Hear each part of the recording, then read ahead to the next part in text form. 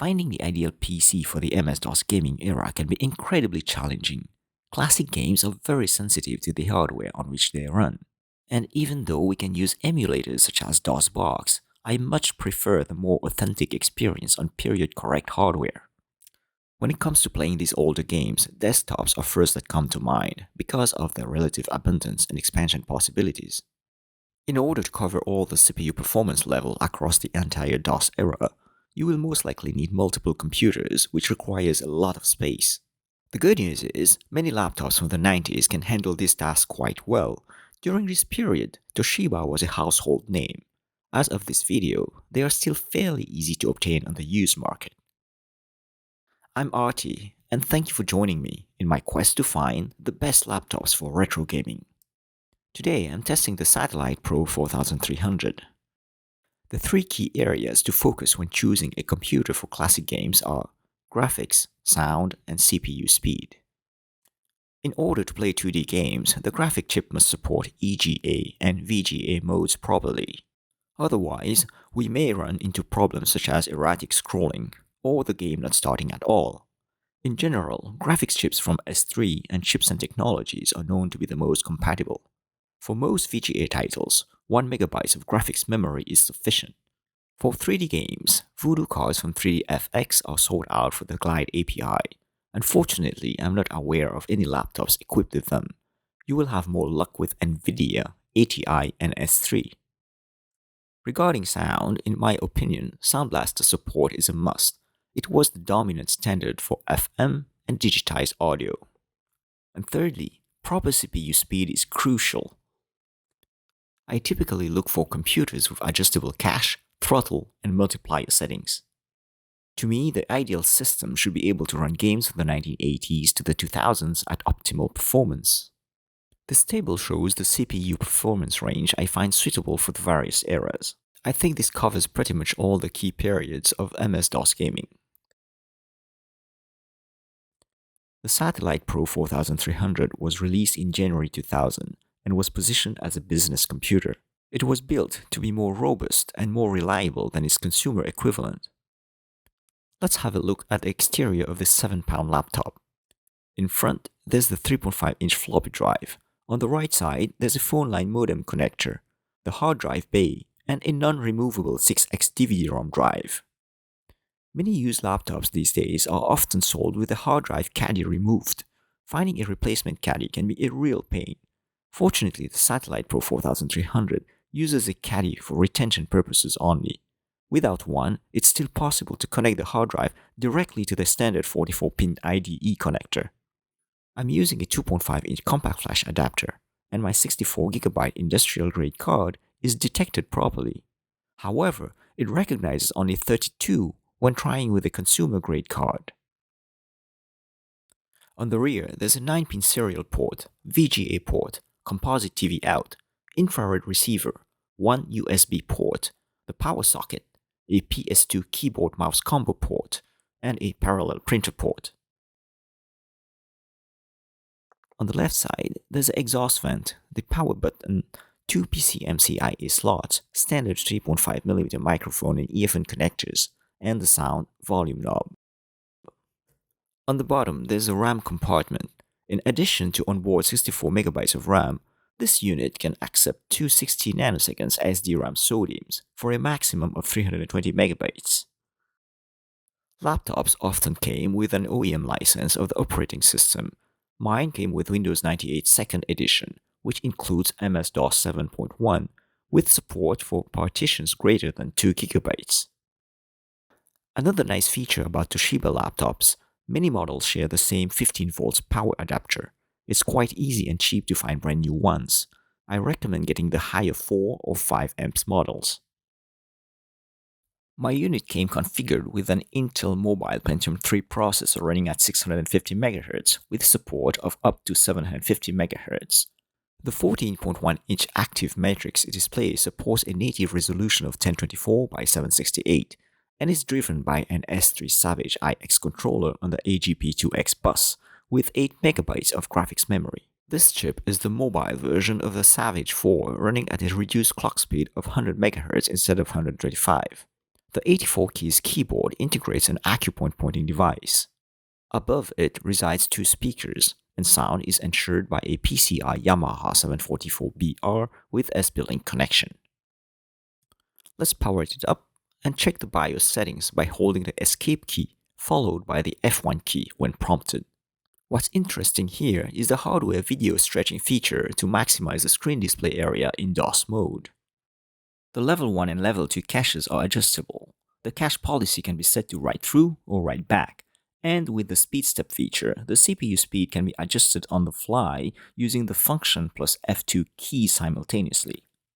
All these settings allow finer control over the processing speed to enable running games spanning over a larger period. Let's now do some DOS benchmarks. I'm using Speedsys 4.78. I want to point out that Speedsys is not very accurate when matching CPU equivalents for scores around 10 and below.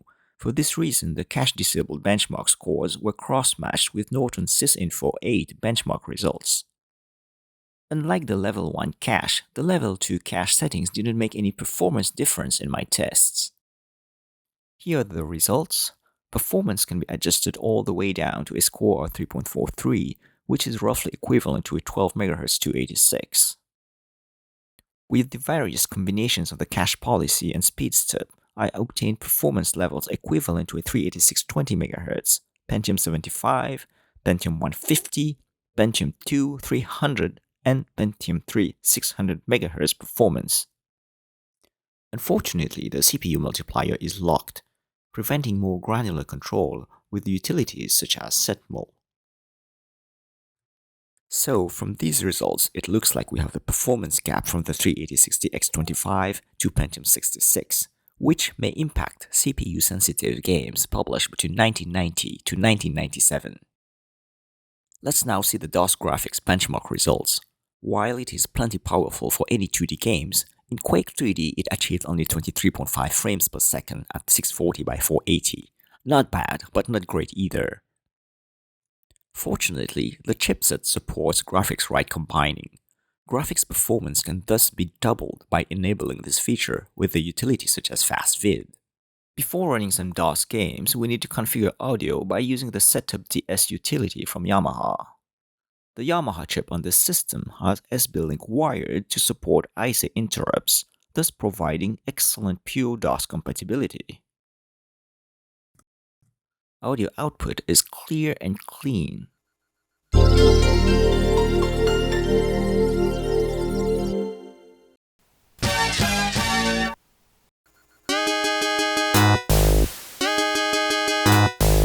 There is no hardware wavetable, no built-in joystick MIDI port. These are very rare features on laptops. Products such as the Dream Blaster S2P or the MPU-232 with soft MPU can come to the rescue in this case. Once configured, we need to rerun the utility with the S switch and set the blaster environment variables.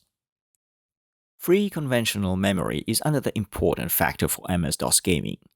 Unlike many laptops that shadow the BIOS and VGA ROM in a way that limits high and upper memory, the mapping of the Satellite 4300 made it easy to obtain 621 kilobytes with mouse drivers loaded and 594 with CD-ROM drivers.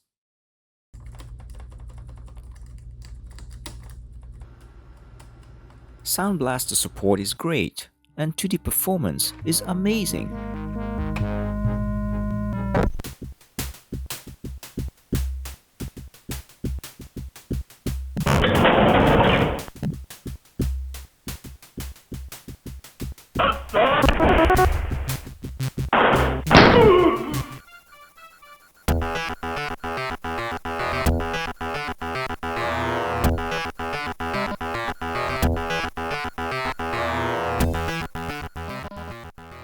.3D games such as Quake are playable as long as you don't exceed 640 by 480.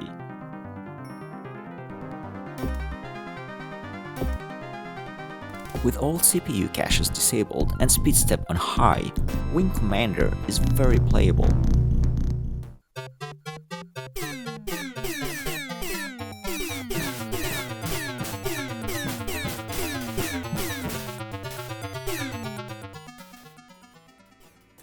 Test Drive 3 is another speed-sensitive game that found its fit on this laptop.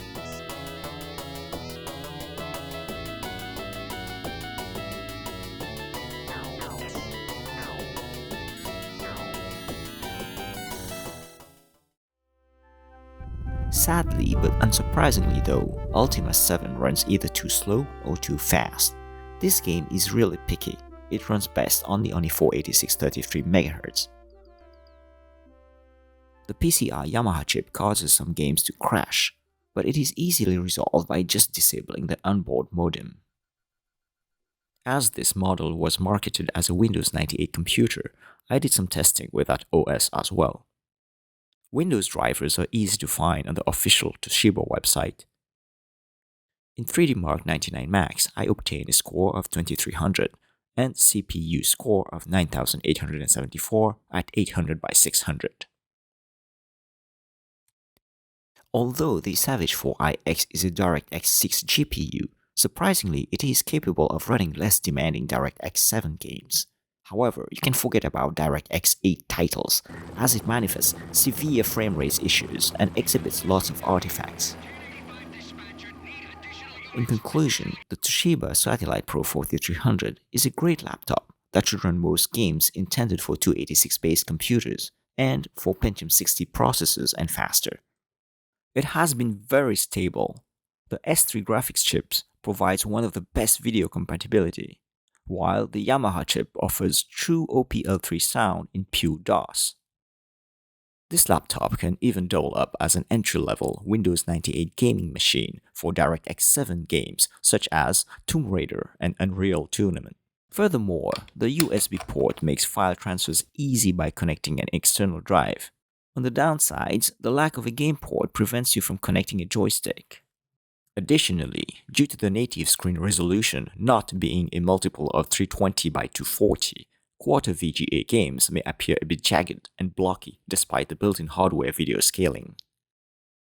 Lastly, its performance cannot be tuned to 386-33 and 486-33 MHz, which limits the playability of some classics designed for these CPUs. Nevertheless, this laptop should be an excellent addition to your collection, and I'm giving it an RB score of 3.8 out of 5. Thank you so much for watching, and I hope you found this video useful. For my next review, I have a Toshiba Satellite 2545 equipped with an AMD K6-2 processor lined up. Until then, please leave your comments, and if you enjoyed it and want to see more of these reviews, I will highly appreciate it if you hit the like button and subscribe to the channel. You can also buy me a cup of coffee at the link. Stay tuned.